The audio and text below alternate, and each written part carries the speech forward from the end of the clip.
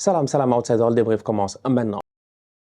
Le Paris Saint-Germain fait match nul aujourd'hui 3-3 à domicile face au Havre, à quelques jours de jouer face au Borussia Dortmund. Le PSG ne se gère pas, le PSG fait un match nul alors que le PSG avait l'opportunité en cas de victoire d'être sacré champion de France dès ce soir. Donc du coup, Paris va devoir attendre le résultat entre Monaco et puis Lyon. On va voir ce qui va se passer et en cas de défaite de Monaco ou en cas de non-victoire de Monaco, je pense que normalement, mathématiquement, Paris sera champion. Donc Paris, normalement, quoi qu'il arrive, ils seront champions. Paris doit jouer Dortmund dans quelques jours. Luis Enrique fait tourner.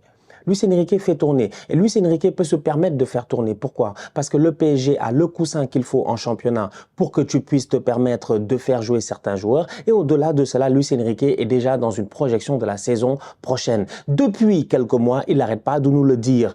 Quand il a décidé de commencer à mettre Kylian Mbappé sur le banc, de commencer à le sortir à la 60e minute, c'est à ce moment-là que Luis Enrique n'était plus dans la saison 2023-2024. Il était déjà dans la saison 2024-2025.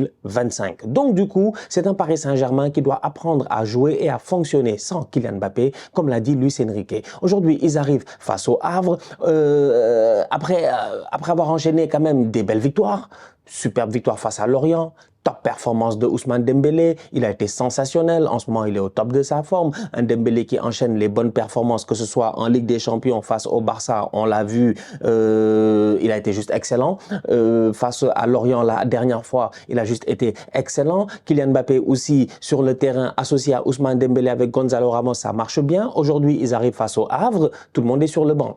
Tout le monde est sur le banc. Le 11 change complètement. T'as Barcola, Kolo Muani avec Ousmane Dembélé qui est toujours là. Cependant, le problème, il est simple, c'est qu'il y a des maillons faibles. Bizarrement, quand t'as Mbappé, Gonzalo Ramos et Ousmane Dembélé, oui, les boys peuvent avoir certains déchets techniques, mais tu ne sens pas réellement que tu as un maillot faible. Aujourd'hui, le Paris Saint-Germain joue. Le Paris Saint-Germain joue avec un quatuor offensif. Barcola, Kolo Muani, Ousmane Dembélé et puis Asensio, je suis désolé, il y a des maillons faibles. Les boys sont faibles. Ils sont beaucoup trop faibles. Franchement, je suis désolé. On peut parler jusqu'à demain, il ne faut pas venir nous fatiguer. Marco Asensio, il a assez d'expérience. Il ne peut pas être là à essayer de passer sous les mailles du filet. Asensio, on n'est pas ton ami. On n'est vraiment pas ton ami. Marco Asensio est un bon joueur. Il a joué au Real. Normalement, c'est un boy qui devait venir en Ligue 1 et exploser. Asensio devrait être dans certains matchs. Il devrait dominer. On devrait voir un Asensio qui prend le ballon, qui prend le contrôle, qui n'a pas peur, je ne sais pas. Asensio en attaquant devant lui, on lui donne même ce rôle-là, un tout petit peu de gars qui peut faire le clochard sur le terrain, qui peut aller à gauche, être un tout petit peu, un sans poste fixe. C'est-à-dire que Asensio a cette possibilité-là de pouvoir connecter avec Barcola, connecter avec Dembélé, connecter avec Kolo Muani, connecter avec personne. Il n'a pas de réseau. C'est quoi son problème? Franchement. Asensio est under the level. En toute honnêteté, il est arrivé au Paris Saint-Germain, la saison est presque terminée. Il n'y a absolument rien de positif à dire sur Marco Asensio. C'est le même Marco Asensio qui était au Real, qui mettait une frappe tous les 20 matchs. Et puis on était là en train de dire, oui, il a une frappe pied gauche extraordinaire. Oui, on sait, mais après, où est la constance? Où est la constance? Il n'est pas constant en fait. Il n'est pas constant. Il n'est pas constant, le Asensio. Donc Asensio ne fait pas un bon match, il sort à la mi-temps, il est impertinent aujourd'hui. Kolo Muani est sur le terrain, il sort à l'heure de jeu. C'est compliqué. Là encore une fois, tu te dis, mais Randall. Finalement, toute la saison, ça a été un peu genre un ballottage. En se disant, entre Kolo Muani et Gonzalo Ramos, qui va peut-être prendre cette place de numéro 1? Gonzalo Ramos, lui, il a pris toutes les places. Gonzalo Ramos, tu le mets 9 titulaire, il claque des buts. Tu le sors du banc, il devient super sub. Kolo Muani, malheureusement, titulaire, il claque pas de but. Et en mode super sub, il n'arrive pas à amener l'intensité qu'il faut. Donc, du coup, tu as un Randall Kolo Muani qui, en ce moment, n'est pas en confiance. Il n'est pas en confiance, il n'est pas bien. Il n'est pas bien, ça se voit. Et c'est dommage. Franchement, c'est dommage. C'est dommage parce qu'il a coûté cher. C'est dommage parce qu'on est dans un monde cruel. C'est dommage parce que Kylian Mbappé va partir et que l'année prochaine, il se pourrait peut-être que Gonzalo Ramos soit l'attaquant numéro 1 au Paris Saint-Germain, dépendamment du mercato. On va voir ce que ça va donner. Mais Randall Kolo Muani, aujourd'hui, il y a des questions à se poser sur son statut. Doit-il rester? Doit-il partir? Faut-il le vendre? Je ne sais pas en fait. C'est-à-dire que oui, le Kolo Muani qui est rentré face au Maroc lors de la Coupe du Monde, il n'y a même pas il n'y a même pas un an. Oui, le Kolo Muani qui était à Francfort, qui courait, qui claquait des buts, qui avait cette vivacité-là, mais au-delà de cela, qui avait la qualité de finition. Aujourd'hui, il ne l'a plus en fait. Donc du coup, dans un match comme ça, où Paris fait tourner, où Luis Enrique fait tourner, c'est normal que tu encaisses des buts parce que voilà, c'est des joueurs qui n'ont jamais joué ensemble. Certains, oui, mais il y en a d'autres qui n'ont pas d'excuses. Il y en a d'autres qui n'ont pas d'excuses. Asensio n'a pas d'excuse.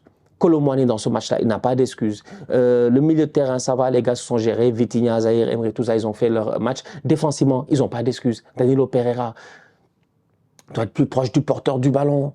Il doit être beaucoup plus, voilà, ces derniers temps, Danilo en défense centrale, bon, il y a eu des matchs où il y a eu quelques erreurs et tout ça, ça n'a pas été bon. Donc, c'est globalement, tu vois, Keylor Navas, bon, lui, il s'est fait prendre sur toutes les frappes, les gars. Première temps, ils mettent des ballons là-bas et Keylor, il n'arrive pas à s'en sortir.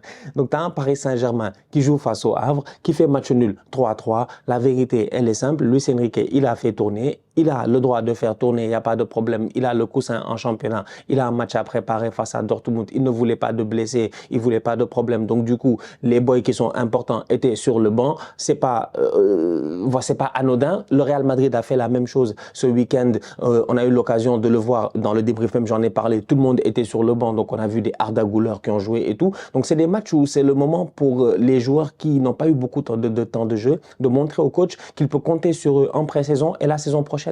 C'est le moment de marquer des points, tu vois. Mais sauf que là, aujourd'hui, il y en a certains, ils pensent qu'ils ont des points illimités. Mais il faut leur dire la vérité. Malheureusement, ils ne marquent aucun point.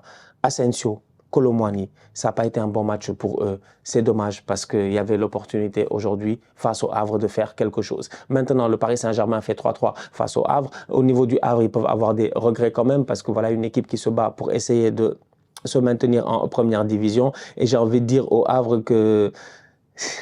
Quand j'ai vu Ayou, j'étais choqué. On va aller où avec Ayou? On va où avec Ayou encore? Ayou! André, il est toujours là. Franchement, toujours là. Toujours là. Des boys du Havre qui jouent très bien d'ailleurs. Boys très techniques. Casimir, pas, contrôle. Négo, contrôle, talonnade. Franchement, des boys, ils savent jouer au football. Franchement, tu regardes ça, tu te dis, ah voilà, ils savent jouer au football. Un bon match globalement de cette équipe-là. Il menait 3-1, il restait 20 minutes de jeu. Mais après, en deuxième mi-temps, quand Luis Enrique fait les changements et qui fait rentrer Kylian Mbappé, fait rentrer Lee Kang-in, automatiquement, ben, ça change les choses. Il fait rentrer Gonzalo Ramos, ça change complètement les choses. Et Gonzalo Ramos vient et claque, claque cette tête-là qui est juste exceptionnelle. La tête est juste exceptionnelle, la tête de Ramos. Ça, c'est un but d'attaquant. Ça, c'est vraiment un but d'attaquant. Tu vois, quand tu parles de Kolo Muani, tout ça, tu te poses des questions, tu dis non, Ramos, franchement, il a des mouvements d'attaquant, des buts d'attaquant. Même des mouvements de pivot. La passe décisive à Achraf Hakimi est magnifique. Elle est magnifique, en fait. C'est vraiment, c'est façon, il se retourne, il saute même, il fait genre saut de cabri, saut de mouton, je sais pas. Il se retourne, il saute, tac, petit crochet, tac, tac. Il sait parce qu'il a pris l'information de Achraf, puisque c'est Achraf qui lui a donné le ballon. Achraf attend juste son 1-2. Achraf a déjà fait la course, il lui donne le ballon à la limite du hors-jeu. Achraf vient, il finit l'action. Franchement, top performance de la part de Gonzalo Ramos. Et là encore, il lui a fallu peut-être quoi, une trentaine de minutes, même pas. C'est pour dire, c'est pour dire. Donc, ouais, franchement, bon match, bon match. Un bon match globalement. Je pense qu'il y a certains joueurs qui vont prendre confiance avant ce match face à Dortmund. C'est le cas de Ramos et tout, c'est important. Et il y en a d'autres qui, malheureusement, ben, leur confiance n'aura pas trop évolué après cette rencontre. Et ça c'est le cas de Randal Kolo Muani. On est fatigué, boy, franchement. On a fait tous les jeux de mots, tout ça. Donc, on te souhaite vraiment de retrouver le niveau, quoi. Parce que, boy, c'est pas possible. Sinon, les gars, ils vont pas arrêter de te vanner. Ils vont pas arrêter de te vanner. Ils vont continuer à dire que Kolo Muani joue en Timberland, que Kolo Muani, machin, je sais pas quoi, que c'est Randal, je sais pas, qu'est-ce qu'ils avaient dit encore ici, Randal Togo Mali, que c'est machin, c'est pas un tocard, c'est un toco. Non, franchement, il faut que le boy, il se gère et qu'il retrouve la confiance parce que là, pour le moment, c'est assez compliqué. Top performance de la part de Achraf Hakimi aussi qui a été très très bon. J'ai hâte de voir ce que ça va donner quand Achraf va retourner contre son ancien club Dortmund cette semaine en Ligue des Champions. Donc la famille, le Paris Saint-Germain fait 3-3 face au Havre. On attend cette semaine en Ligue des Champions. On attend Kylian Mbappé au tournant. On attend Ousmane Dembélé au tournant. On attend cette équipe au complet de Luis Enrique au tournant face à Dortmund. On va voir ce que ça va donner. La famille, on se capte très très bientôt pour une nouvelle vidéo. D'ici là, on continue à liker, on continue à partager. On s'abonne. On est ensemble, on reste en santé. C'est le plus important. Tous outsiders.